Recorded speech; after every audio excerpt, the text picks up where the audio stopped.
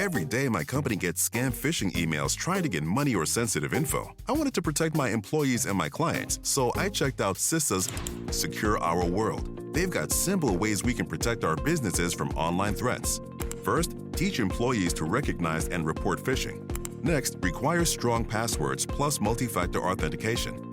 And finally, turn on automatic updates for your business software. To learn more, go to CISA at cisa.gov/Secure Our World. Wells Fargo presents one of the surest ways to grow your money. A Wells Fargo CD account, where you can earn a 5.00% annual percentage yield on an 11-month term with a minimum opening deposit of $5,000. Visit a Wells Fargo branch or wellsfargo.com/CD rates to open a CD account and start growing your savings with us. Wells Fargo Bank, N.A., member FDIC. This is SpaceTime, Series 24, Episode 46. Coming up on SpaceTime. History in the making, the first flight of an aircraft on another world. The dead star that's a sign of things to come. And NASA's SHIELDS mission to explore local interstellar space. All that and more coming up on SpaceTime. Welcome to SpaceTime with Stuart Gary.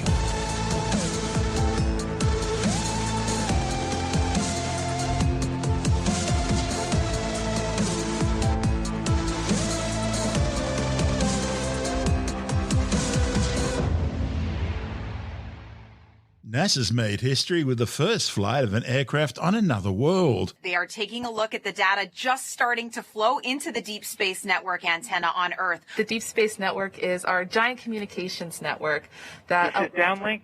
Early indications, data products look nominal. So our downlink lead just announced that data products had just started to arrive and that they look nominal, which is a good indication.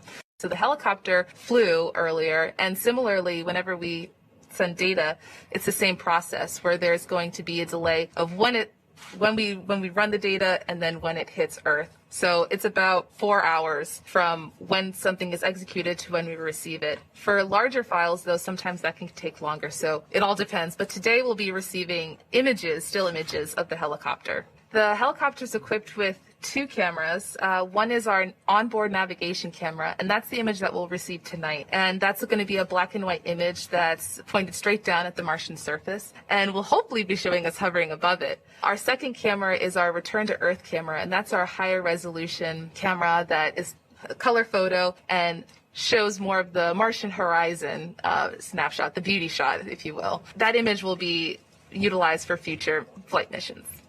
This is downlink. Data products appear to be in.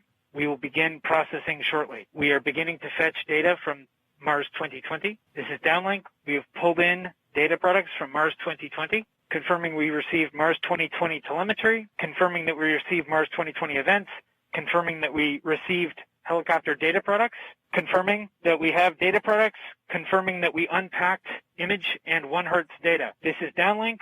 We have successfully ingested 1 Hertz data, confirming that we have helicopter data products, helicopter telemetry, helicopter events, confirming helicopter file listing, confirming expected boot counts. This is downlink, confirming battery data has been received. Rotor motors appear healthy. Swash plate servos appear healthy. Overall actuators appear healthy. Confirming thermal report generation, confirming analog report generation, confirming telecom report generation. This is downlink, handing off to flight control for telemetry analysis.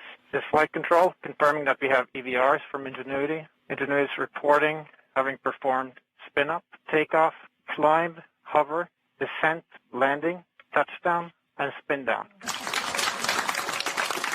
Altimeter data confirm that Ingenuity has performed its first flight of a powered aircraft on another planet. So the image we're looking at on the screen is the image from our onboard navigation camera showing us hovering above the surface of Mars. How incredible! Everyone is super excited. So I would say it's a success. The United States Space Agency's Mars Ingenuity rotorcraft successfully lifted off from the floor of the red planet's Jezero Crater, climbed to an altitude of 10 meters, then maintained a stable hover for 30 seconds, and then safely landed again. the historic 39.1-second flight, demonstrating that powered controlled flight on another planet is possible. But it follows a week of high drama, with mission managers at NASA's Jet Propulsion Laboratory in Pasadena, California, forced to upload new software before the 1.8-kilogram autonomously controlled solar-powered helicopter could fly. NASA received telemetry of Ingenuity's historic flight by way of the six-wheeled Mars Perseverance rover, which had transported the tiny drone on the 7-month, 278 million kilometre journey from Earth. Ingenuity's maiden demonstration flight was autonomous, piloted by onboard guidance, navigation and control systems running algorithms developed by the team at JPL.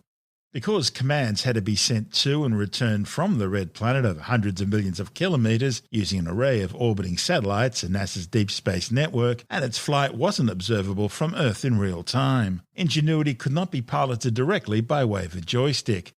As a technology demonstrator, the 49-centimetre tall tissue box-sized fuselage of the Ingenuity Mars helicopter contains no scientific instruments. Instead, the rotorcraft is simply designed to demonstrate whether future exploration of the red planet could include an aerial perspective. Still, the first flight was full of unknowns. See, although the red planet is significantly smaller than the Earth and therefore has a lower gravity, just 1/3 that of Earth, which is good news, it also has an extremely thin atmosphere, with only 1% the surface atmospheric pressure of Earth. And that's bad, because it means there's relatively fewer air molecules for Ingenuity's twin 1.2-metre wide rotor blades to bite into in order to achieve lift.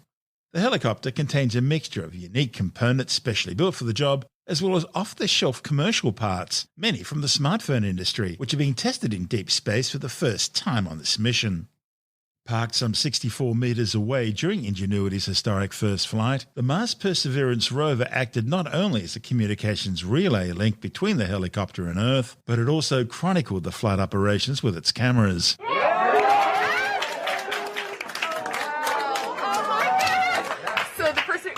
Perseverance image is showing us grounded at first. It's actually a video, which is great. It's grounded at first and then shows us hovering our 3 meters above the Martian surface and then touching back down. It's amazing, brilliant. Vision from the rover's Mastcam Z and Navcam images providing additional data on the helicopter's flight. Perseverance touched down on the red planet with Ingenuity attached to its belly on February the 18th, and the helicopter was deployed onto the Martian surface on April the 3rd.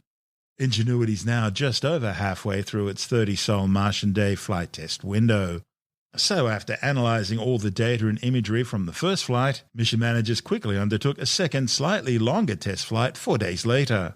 The 52-second sortie saw Ingenuity climb to an altitude of 5 metres, hover briefly, then tilt and fly sideways for just over 2 metres. It then came to a stop, hovered in place again, and made a series of turns to point its camera in different directions before heading back and landing at its original takeoff point. At least 3 more test flights are planned, and mission managers are carefully studying their telemetry to determine how to proceed. Autonomous drones like Ingenuity are expected to play a major role in future planetary exploration, scouting ahead of rovers to find the best routes and most interesting geology, and undertaking aerial mapping surveys. NASA's already preparing to send a much larger rotorcraft lander called Dragonfly to Saturn's moon Titan, reaching the strange methane and ethane-covered world in 2034. This is SpaceTime. Still to come, the dead star that's a sign of things to come, and NASA's SHIELD's mission to explore the local interstellar environment. All that and more still to come on SpaceTime.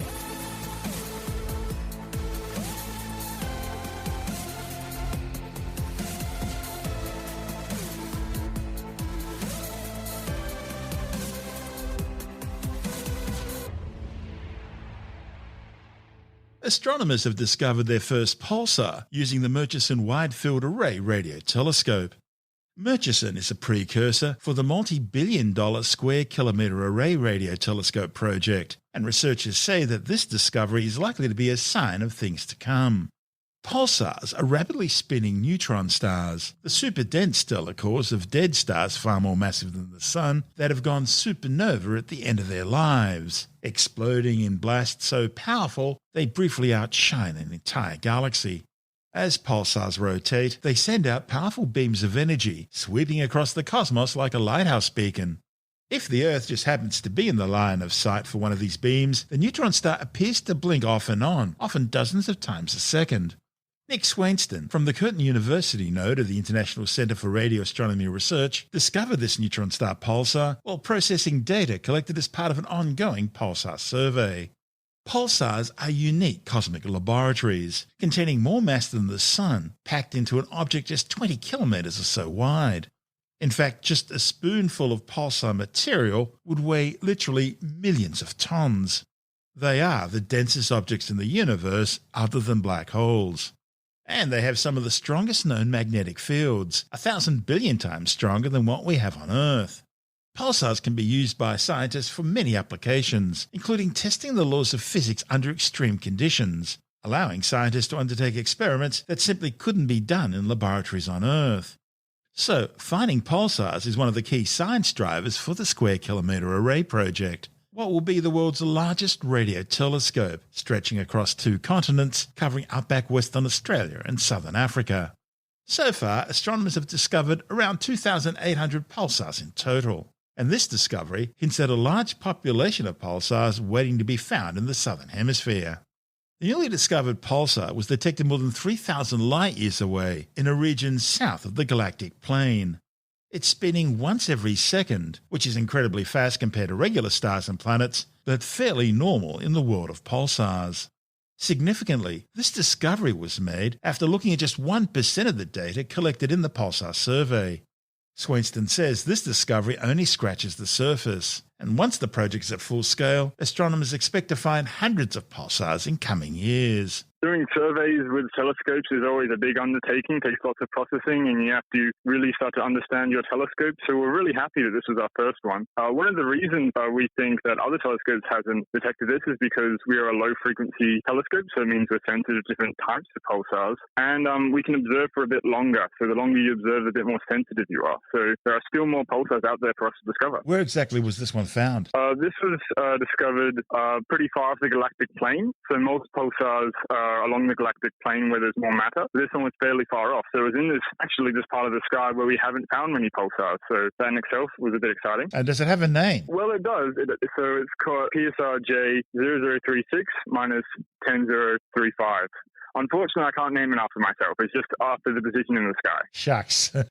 Some 2,800 pulsars thereabouts have been discovered so far. Do we know a lot about them? Well, we do know how they're made, but that's really about it, isn't it? We don't really know much about these super dense objects. Yeah, I'd agree. It's been about 50 years since we discovered the first one, but they're very difficult to understand because they're these extremely dense, these really strong magnetic fields, very unlike anything we have at Earth. So it's this new part of physics that we're always trying to understand. And each pulsar is a bit unique, has different properties and emits in different ways. So the more we find, hopefully the closer we'll get to understanding all these complex physics. It's really weird. We don't even know what they're really made of, do we? What pulsars are made of? Yeah, we've got a rough idea. We know there's protons and electrons coming together for neutrons, but it's the state they're in that's so interesting. Yeah. So it's a plasma, which is the fourth state of matter. And yeah, it's really complicated. Like there's all these weird things. Like for example, pulsars often glitch.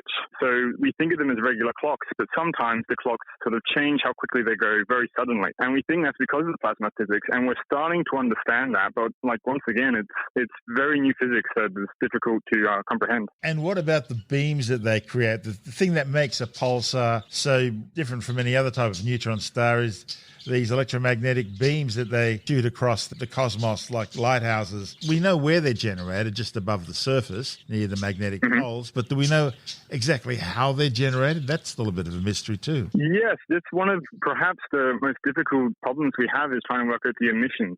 There's lots of different, what we call emission models, so sort of theories about how they emit, but every single one has problems because there's lots of different types of pulsars, and your model has to explain all these different types of emission, and there's no single model at the moment that can. Are all neutron stars pulsars, or do neutron stars stop spinning occasionally? We think that pulsars do eventually die after millions of years. They no longer have the power to produce radio emission, but it's hard to tell if a neutron star is a pulsar or not because it might be a pulsar and just not pointing towards us. It might be pointing away from the Earth, so we're not able to see it. The Murchison Widefield Array is one of the Pathfinder telescope projects for the Square Kilometre Array. And that's what this is all about. This is telling us that we've found this pulsar, we're going to find more of them in this current survey, and imagine what we're going to find when the SKA starts up. How's that all going? Yeah, exactly. So the Murchison Widefield Array is, to an extent, just a smaller, cheaper version of the SKA. So it is very promising that we're starting to learn how to process such large data quantities, and we are finding pulsars. But the SKA is getting really exciting. We're hoping to start building it at the end of this year, and we're predicted to discover another 6,000 pulsars, so almost triple the amount of pulsars we currently know. That's Nick Swainston from the Curtin University node of the International Centre for Radio Astronomy Research. And this is SpaceTime. Still to come, NASA's SHIELDS mission to explore local interstellar space. And the Expedition 64 crew returns safely to Earth aboard their Soyuz spacecraft. All that and more still to come on SpaceTime.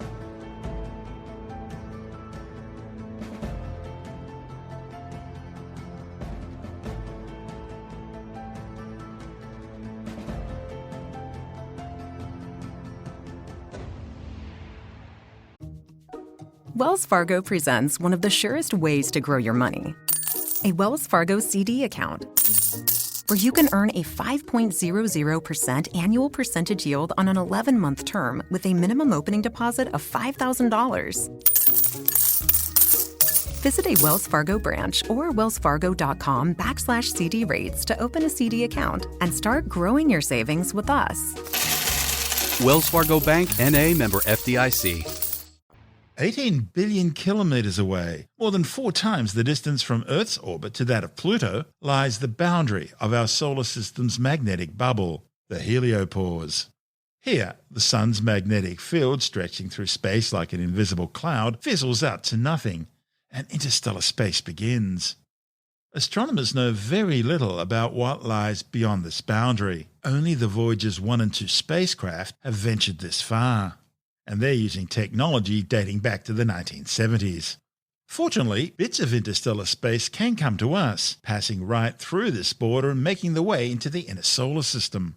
And a new NASA mission's about to study these interstellar particles, in the process telling astronomers a little bit more about the region where the solar system ends and interstellar space begins. The mission is called the Spatial Heterodyne Interferometric Emission Line Dynamic Spectrometer, or SHIELDS, which is about to launch from the White Sands Missile Range in New Mexico aboard a suborbital sounding rocket. Right now, our solar system is adrift in a cluster of clouds, in an area cleared out by ancient supernova explosions.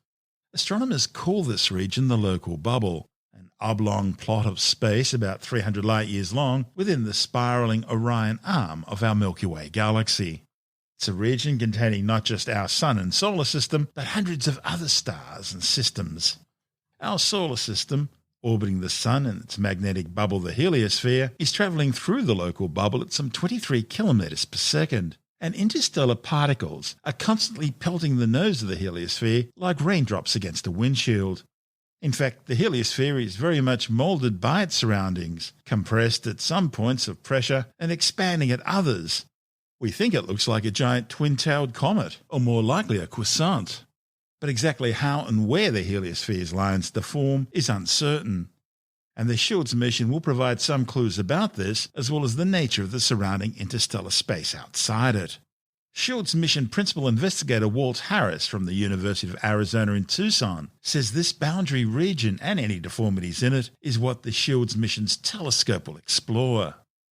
Harris's team launched an earlier iteration of this telescope as part of a HYPE mission back in 2014, and after modifying the design, they're ready to launch again.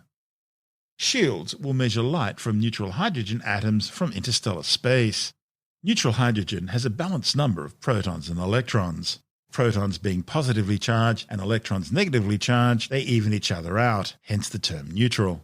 Neutral atoms can cross magnetic field lines, so they sweep through the heliopause and into our solar system nearly unfazed, but not completely. And it's the small effects of this boundary crossing which are key to SHIELDS' technique. Charged particles flow around the heliopause, forming a barrier, and neutral particles from interstellar space need to pass through this gauntlet, which alters their paths. And that's where SHIELDS comes in. It's designed to reconstruct the trajectories of these neutral particles to determine where they came from and what they saw along the way. A few minutes after launch, SHIELDS will reach the peak of its altitude about 300 kilometres above the ground, far above the absorbing effects of Earth's atmosphere. Pointing its telescope towards the nose of the heliosphere, it'll detect light from arriving hydrogen atoms. Measuring how that light's wavelength stretches or contracts reveals the particle's speed. SHIELDS will produce a map, reconstructing the shape and varying density of matter in the heliopause. Harris hopes the data will answer tantalizing questions about what interstellar space is like. Right now, astronomers think the local bubble has just a tenth the average gas density of the rest of the interstellar medium in the galaxy's main disk. But scientists don't know if matter in the local bubble is distributed evenly or whether it's bunched up in dense pockets surrounded by nothingness. Astronomers also don't know much about the galaxy's magnetic field, but it should leave a mark on our heliosphere which SHIELDS can detect, compressing the heliopause in a specific way based on its strength and orientation. Learning what our plot of interstellar space is really like would be helpful in the distant future. See, our solar system is really just passing through this current patch of space. In about 50,000 years from now, it'll pass out of the local bubble. But what will it pass into next? This is SpaceTime. Still to come, Expedition 64 returns safely to Earth after 185 days in orbit, and later in the science report, researchers successfully grow human primate hybrid chimeric embryos. All that and more still to come on SpaceTime.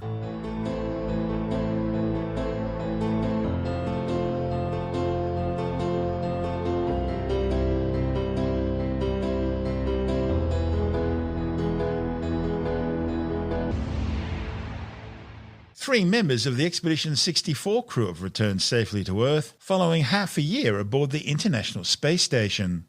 They had launched 185 days earlier, back on October the 14th, from the Baikonur Cosmodrome in the Central Asian Republic of Kazakhstan.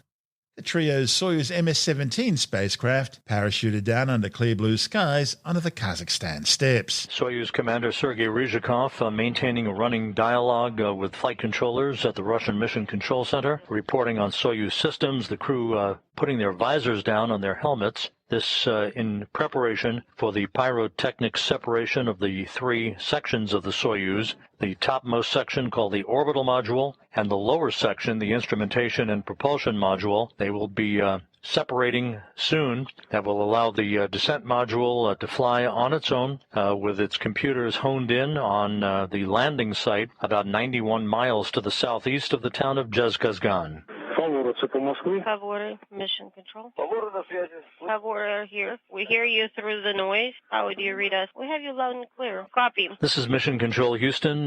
Based on the last report from Sergei Ryzhikov, everything going very well on board the Soyuz MS-17. The next major event coming up in about 11 minutes, the separation of the 3 sections of the Soyuz, as the descent module with the 3 crew members strapped inside will then fly free with its onboard computers targeting the landing site to the southeast of the town of Jezero.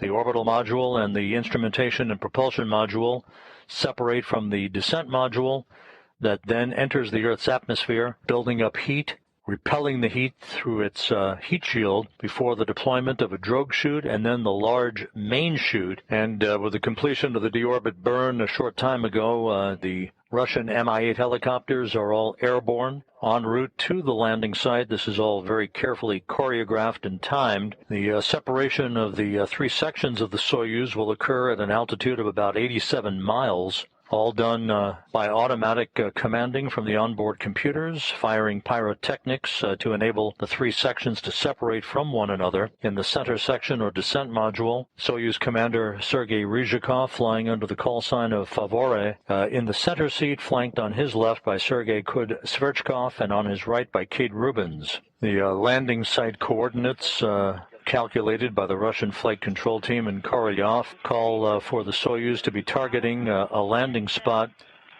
at 47.2 north, 69.3 east. The weather reports indicate clear skies, very light winds, Temperature around 64 degrees Fahrenheit. The reports now in from the Russian Mission Control Center that module separation has occurred on time. The Soyuz descent module with the 3 crew members strapped in their seats in their Sokol launch and entry suits are barreling toward the landing site southeast of Jezero. The next major event some 3 minutes from now, when the vehicle enters the Earth's atmosphere at an altitude of 100 kilometers. Once the Soyuz approaches the landing site some 15 minutes before touchdown, there is a intricate parachute deployment sequence that is triggered by a barometric pressure sensor when the vehicle is about 41,000 feet above the ground. At that point, the main parachute cover is first jettisoned by pyrotechnic devices and springs. This will pull out a pair of extraction chutes, which in turn pulls out the drogue chute, which in turn pulls out the main parachute. It takes about 20 seconds for all of this to happen. When the atmospheric pressure that is measured around the Soyuz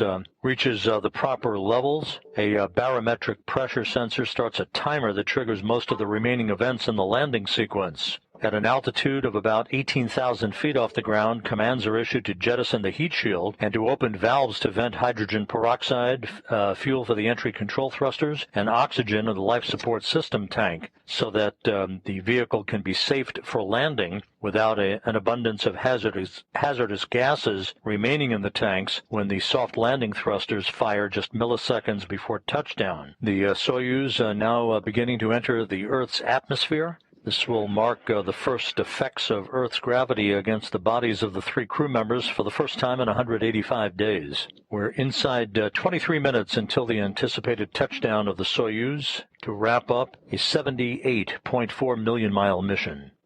The 3 crew members in the descent module of the Soyuz MS-17 should be seeing the first effects of plasma, a fireball building around the spacecraft, where temperatures rise to about 2,500 degrees, ablated by the Soyuz heat shield. The Soyuz computers also providing entry guidance to fine-tune the path of the spacecraft toward the landing site on the steppe of Kazakhstan. The spacecraft and the crew members should be emerging from this plasma regime in about 3.5 minutes or so.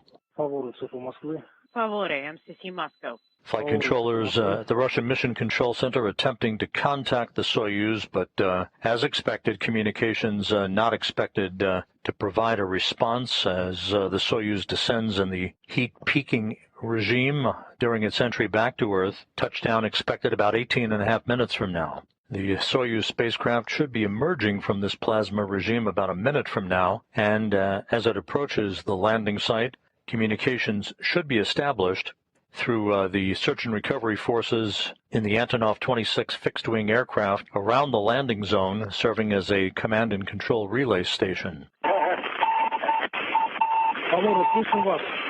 We copy you.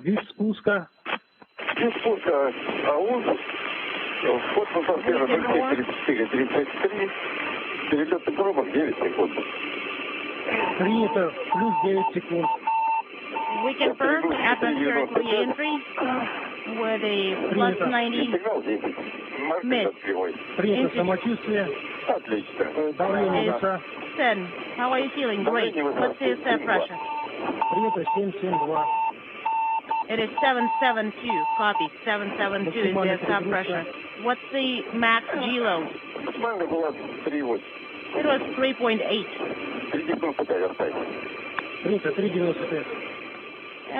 Maybe 395. We copy. 395.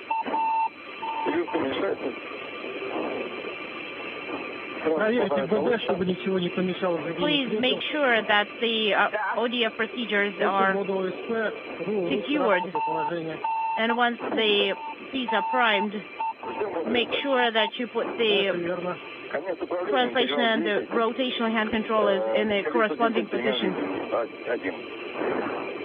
Discrete number is about 1 and integer 0.1.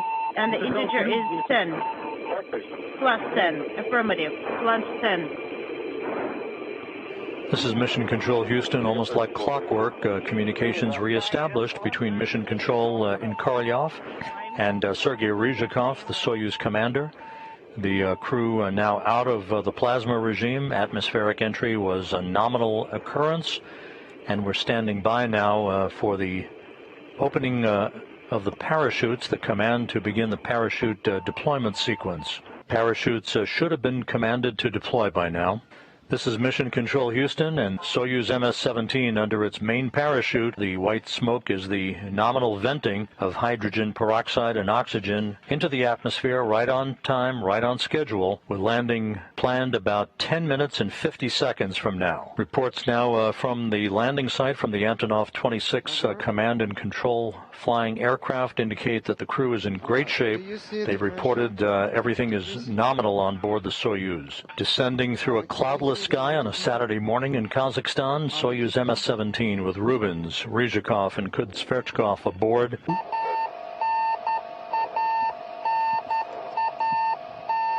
The Soyuz altimeter soon to be activated to measure the distance between the Soyuz and land and the rate of descent. All that information being fed into the Soyuz computers that will trigger the soft landing engines firing just milliseconds before touchdown. Copy. Altitude 3890.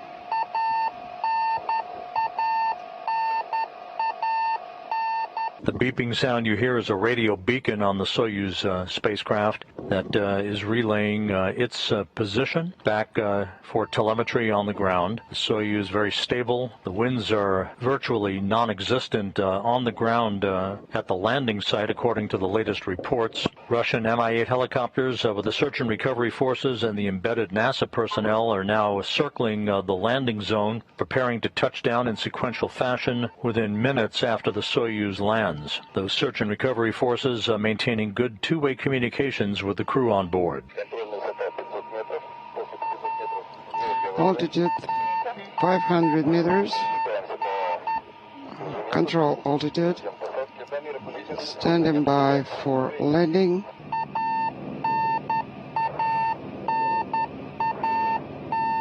In the descent module, the three crew members have cocked their seats in the landing position, tightened their straps against their Sokol launch and entry suits just a bit tighter as they prepare for touchdown. We're ready? Sandwiched between the launch of a Soyuz vehicle and next week's launch of a SpaceX Crew Dragon vehicle, Soyuz spacecraft is minutes away from touchdown on the steppe of Kazakhstan.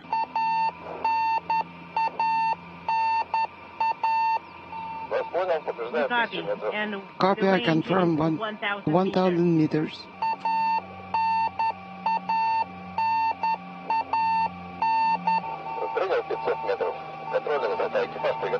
Copy. 500 meters. Crew, get ready for landing. Everything looking good.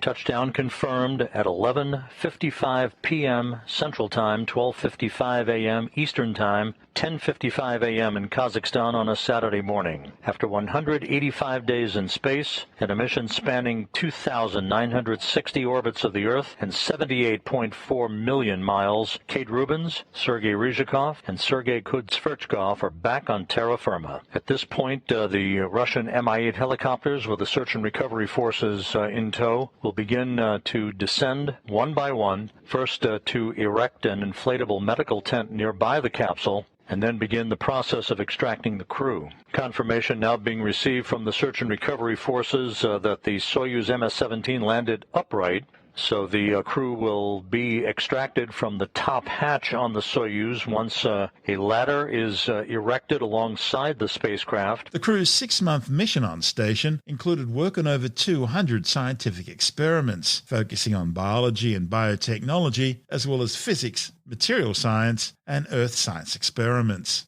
They also welcomed the SpaceX Crew 1 Dragon 2 team and undertook 2 spacewalks to install new lithium-ion batteries, replacing the old battery storage system. This is SpaceTime.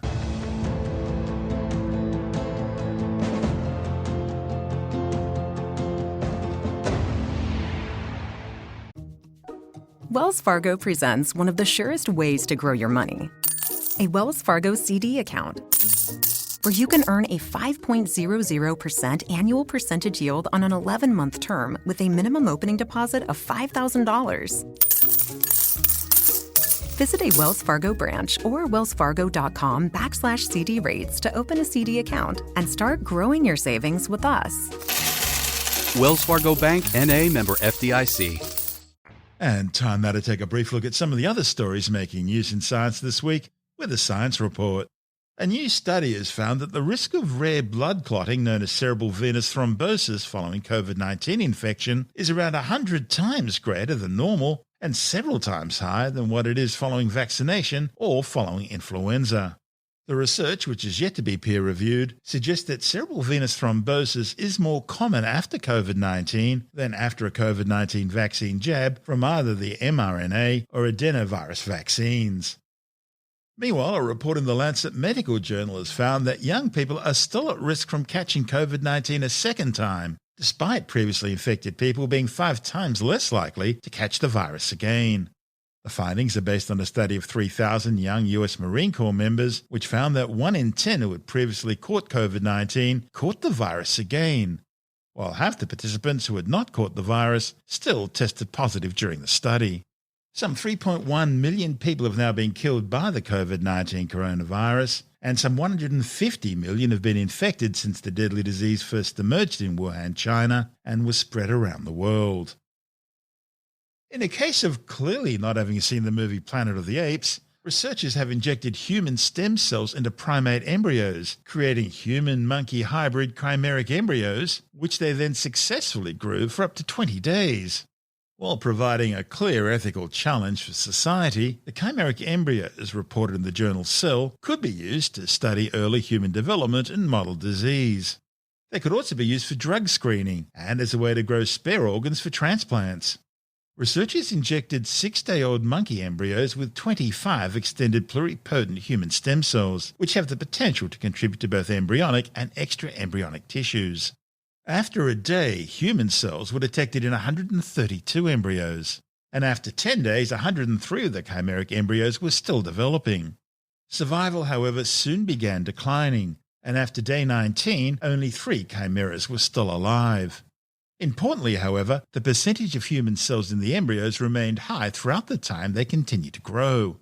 Researchers performed transcriptome analysis of both the human and monkey cells from the embryos, which showed several communication pathways that were either novel or strengthened in the chimeric cells. Researchers now want to undertake a more detailed study of all the molecular pathways that are involved in this interspecies communication to determine which pathways are vital for the developmental process. Archaeologists have uncovered a 3,300-year-old lost city in Egypt's southern province of Luxor. The ancient city, known as Aten, was founded during the reign of 18th dynasty pharaoh Amenhotep III.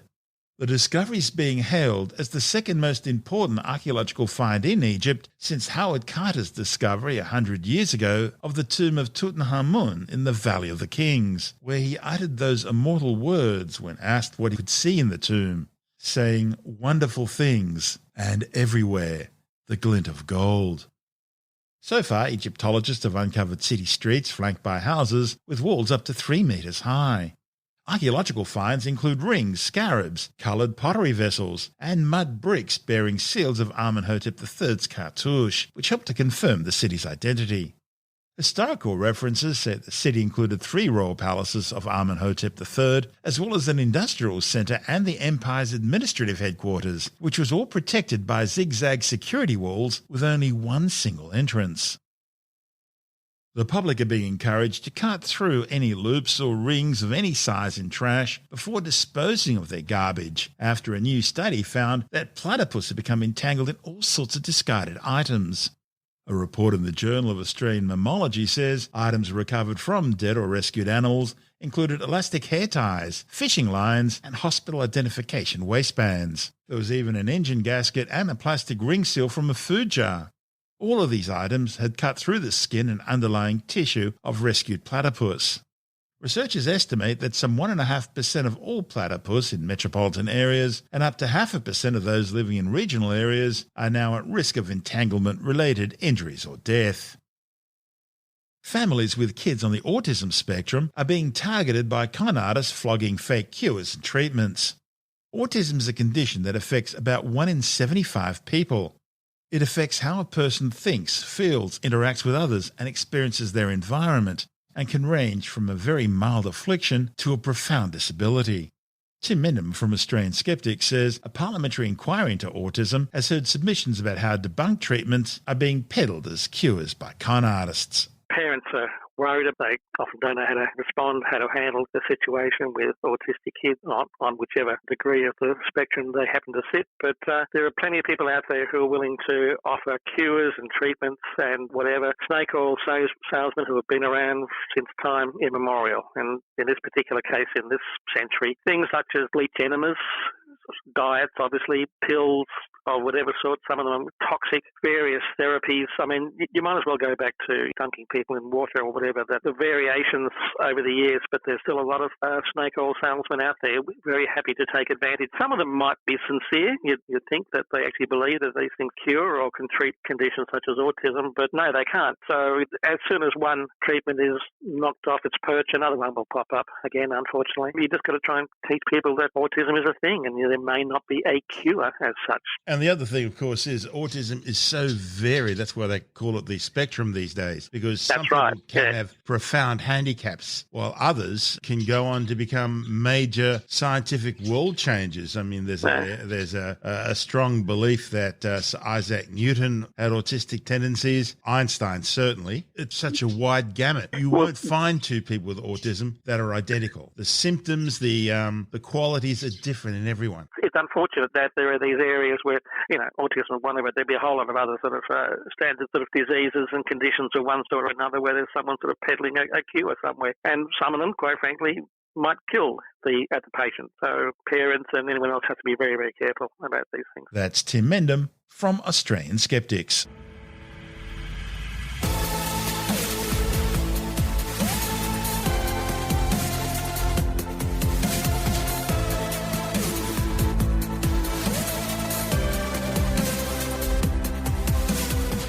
That's the show for now.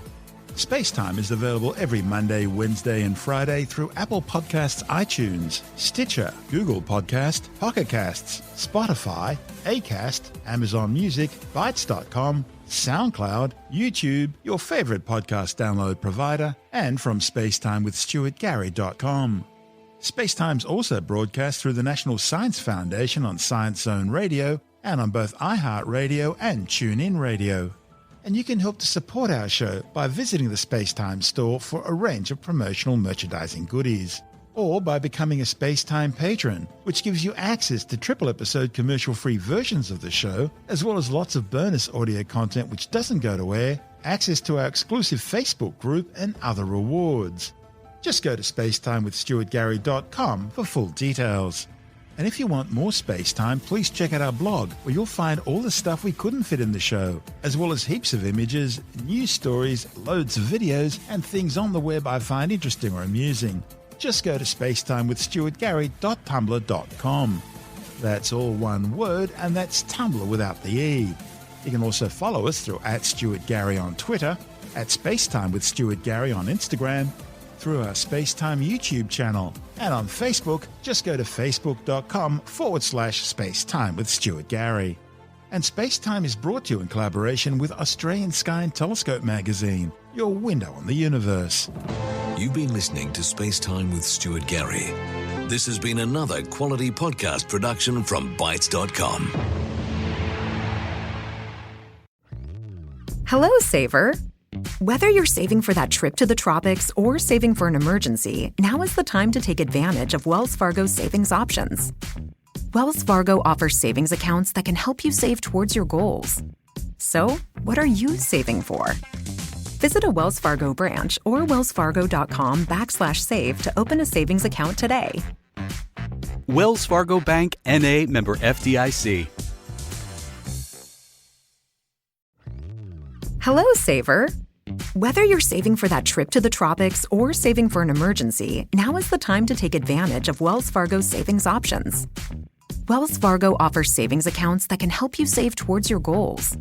So, what are you saving for? Visit a Wells Fargo branch or wellsfargo.com/save to open a savings account today. Wells Fargo Bank, N.A., member FDIC.